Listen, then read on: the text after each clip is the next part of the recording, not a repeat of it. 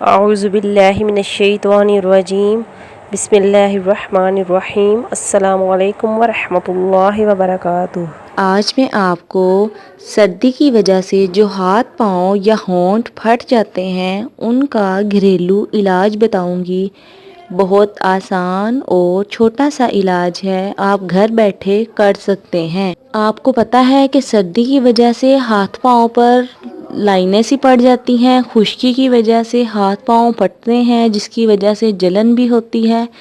تو اس کے لیے بہت آسان حل ہے جو آپ گھر بیٹھے کریں اور انشاءاللہ اس سے آپ کو فائدہ ہوگا۔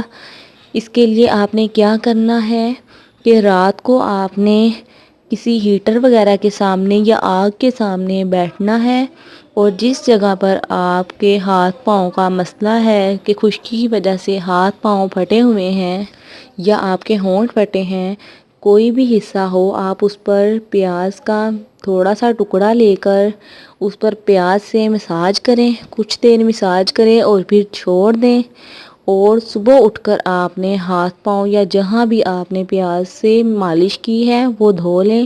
انشاءاللہ کچھ دنوں میں آپ کو یہ مسئلہ بالکل نہیں ہوگا اور آپ کے ہاتھ پاؤں صحیح ہو جائیں گے۔